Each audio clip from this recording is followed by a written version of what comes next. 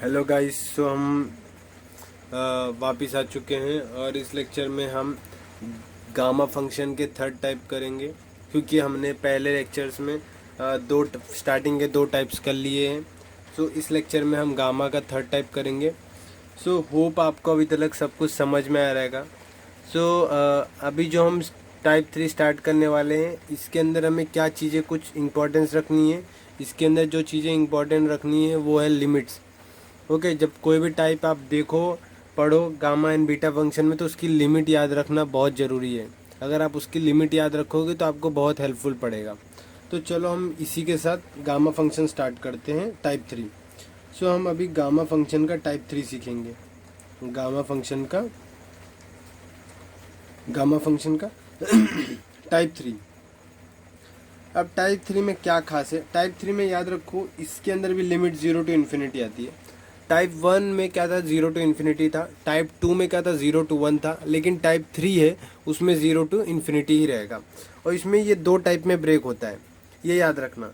तो जो हम पहला टाइप देखने वाले हैं, जो आपको मिलेगा, वो x power a upon b power x into D X, पहले ये मिलेगा। या फिर आपको मिलेगा 0 to infinity 1 upon a power, आपको क्या मिलेगा? B x square into D x.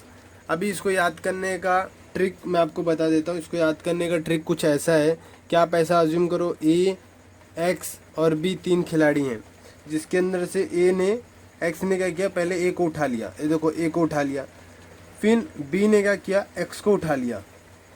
हाँ, अभी देखो ए तो किसी को उठा नहीं पाया पहले मैच में, ऐसा याद रखो। दो मैच हुए जिसमें ए किसी को पहले नहीं उठा पाया। तो देखो एक्स ए से उठ गया, डिनोमिनेटर में बी ने एक्स को उठा दिया। जो सेकंड टाइप है, उसने सेकंड मैच में ए ने क्या किया? सबको उठा दिया, दोनों को, बी को भी और एक्स को भी। तो सेकंड फॉर्म में 1 upon a power B x square d x. तो याद करने का ये ट्रिक है।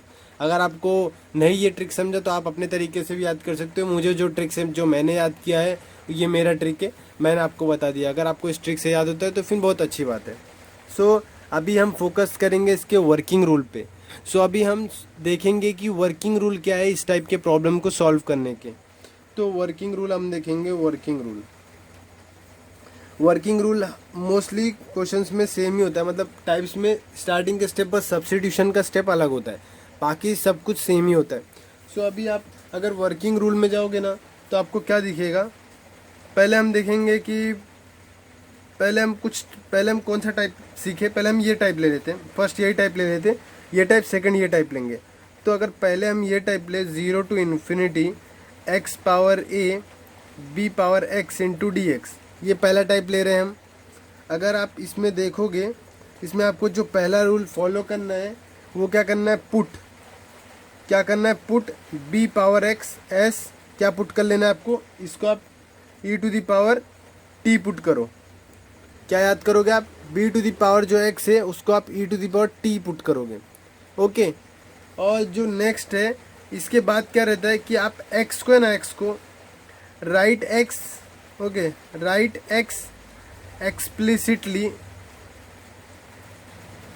इन terms of t and find dx in terms of dt। Okay, उसके बाद बी स्टेप जो बच्चे भूल जाते, चेंज लिमिट्स एंड सिंप्लीफाई। सो आपको ये सब चीज़ें इस टाइप में याद रखना है।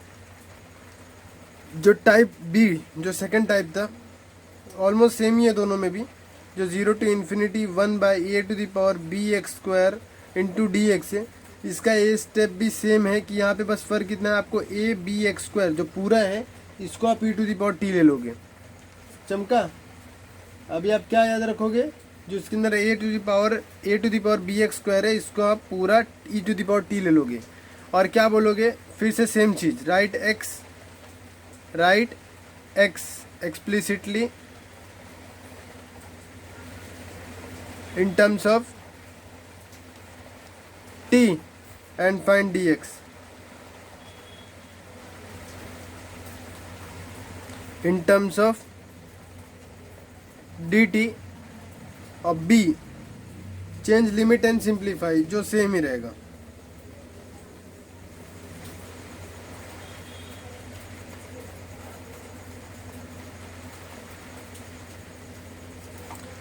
Change limits and simplify. तो अभी तक आपको क्या याद हुआ है? आपको पता चला है गामा फंक्शन का थर्ड टाइप कैसा होता है, उसकी लिमिट 0 टू इन्फिनिटी है, एक्स टू द पावर है B power X into D X होता है फर्स्ट, और सेकंड होता है 0 to infinity 1/a B x square A to the power B x square into D X होता है।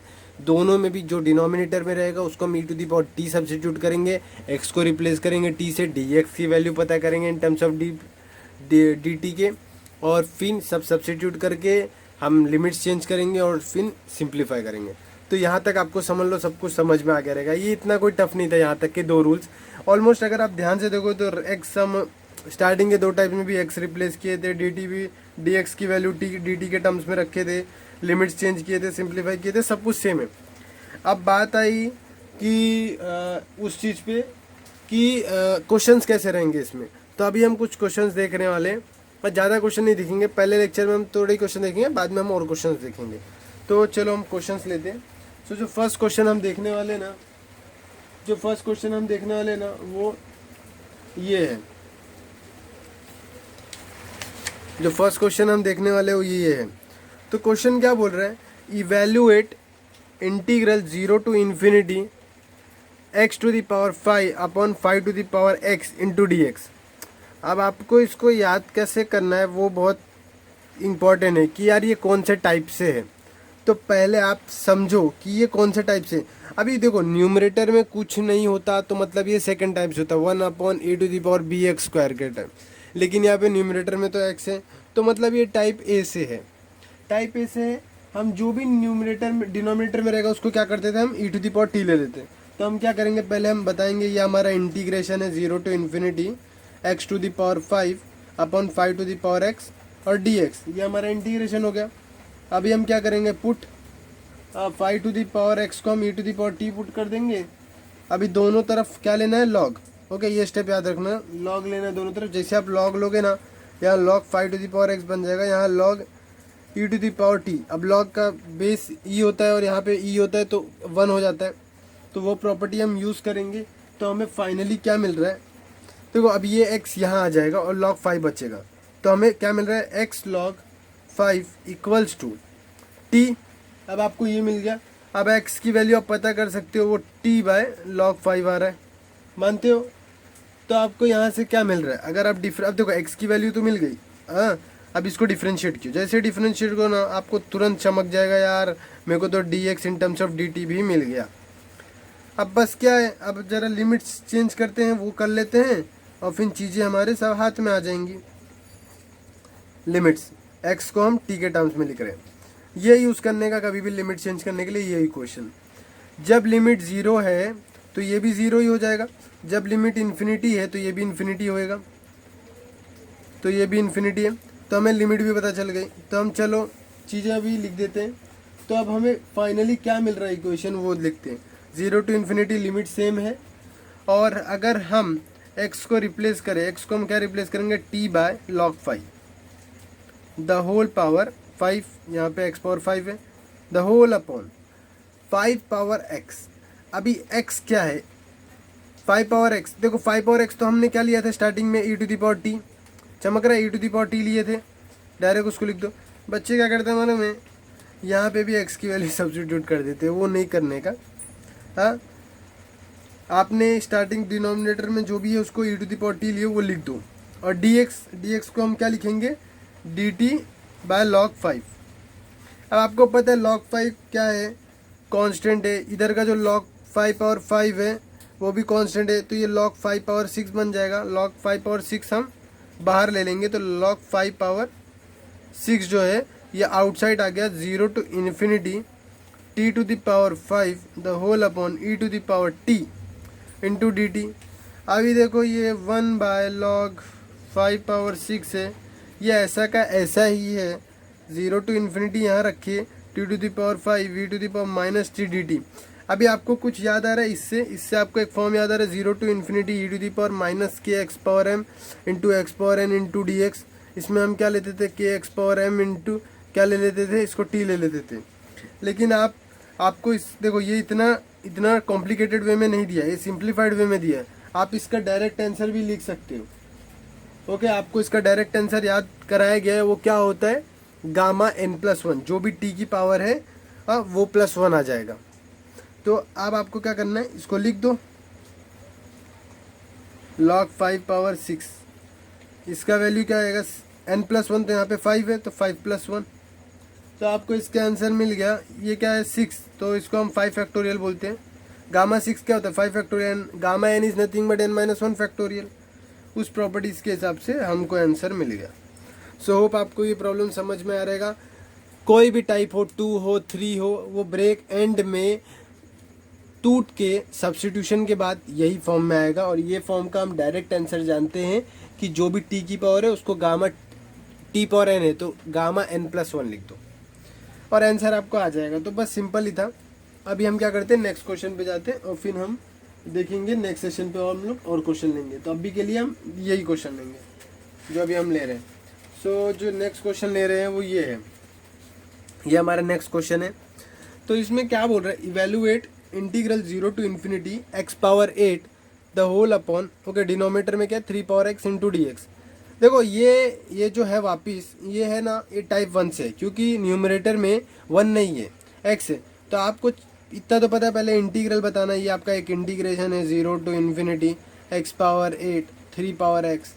ये सब जो स्टेप बताता हूँ ना, ये कॉलेज एग्जाम के लिए बताता हूँ, जैसे आपको ना कॉलेज एग्जाम में भी हेल्पफुल हो। ये जो स्टेप्स है ना, ये लिखोगे ना तो आपको मार्क्स मिलेंगे। ये मैं पूरा प्रॉपर स्टेप के साथ बताता हूँ, क्योंकि मैं नहीं चाहता इसको लिए आपको खुद से स्टेटमेंट लिखने पड़े। मैं सब कुछ स्टेटमेंट प्रोवाइड कर देता हूँ। तो अभी आपको क्या करना है, पुट जो भी डिनोमीटर में उसको e⁻t ले लिए, दोनों तरफ log ले लो, तो log 3x बन गया। और ये log e⁻t, अब आपको सब कुछ सेम दिख रहा है, x log 3 इक्वल्स टू ये t बन गया। अब आपके पास x की वैल्यू आ गई t/log 3 है ना। अब आप dx भी इन टर्म्स ऑफ dt निकाल सकते हो, ये देखो निकल गया। अब आपको क्या करना है, लिमिट्स चेक करना है। लिमिट्स आप कौन से इक्वेशन से चेक करते हैं, मैंने क्या बताया था, यही इक्वेशन यूज़ करो। xt, जब x 0 है तो ये भी 0 हो जाएगा, इन्फिनिटी है ये भी इन्फिनिटी हो जाएगा। चलो आपको लिमिट्स भी मिल गया। अब बात रही लिमिट 0 to ∞। अब आपको सब्स्टिट्यूशन का पार्ट है। x की जगह आप t/log 3 the whole power 8 substitute कर दिए। और जो ये है 3x को आप e⁻t सब्स्टिट्यूट कर दोगे। और जो dx है उसको dt/log 3 सब्स्टिट्यूट कर दोगे। अभी आप देखो ये log 3 और ये log 3/8 ये सब तो कांस्टेंट है, इसको बाहर फेंक दो। तो अगर हम बाहर फेंक दें तो log 3/8 इंटीग्रल 0 to ∞ t/8 और e⁻t आ जाएगा। अगर हम यहाँ ले लें, अब ये फिर से देखो वही फॉर्मेट जो हम टाइप 1 में 0 to ∞ e⁻kxm xn into dx। सो इसका आंसर 1/log 3/8 इंटू गामा 8 है तो ये 8+1 हो जाएगा, है ना। इसका डायरेक्ट आंसर है। सो अब हम क्या करेंगे, इसको सिंप्लीफाई, 8+1 9 होता है, इसको हम 9 को हम 8 फैक्टोरियल वापस लिख सकते हैं बाय log 3/8। सो ये हमारा आंसर है। होप आपको समझ में आ रहेगा, बहुत सिंपल है टाइप 3। ओके, टाइप 1 आपको थोड़े ज़्यादा प्रॉब्लम्स करा है, जैसे क्योंकि एंड में सब कुछ टाइप 1 में ही ब्रेक होता है। टाइप 2 टाइप 3 जस्ट सब्स्टिट्यूशन है, आपको आता है सब्स्टिट्यूशन, तो आपके चीज़ें बन जाएंगी। ज़्यादा ये बहुत ईजी चैप्टर है, इसको छोड़ना मत। अच्छे से क्वेश्चन बन जाते हैं, एकदम सिंपल है। मिसलिनियस में थोड़ी तकलीफ होती है, लेकिन एक बार मिसलिनियस भी चमक गया तो फिर बहुत मजा आएगा आपको इस चैप्टर में। तो इसके साथ हम लेक्चर वाइंड अप करते हैं। नेक्स्ट सेशन में हम और क्वेश्चंस करेंगे गजब के इसके ऊपर। ओके, तो मिलते हैं नेक्स्ट सेशन में टाइप 3 के साथ। ओके बाय, और चैनल सब्सक्राइब करना ना भूलना। ओके।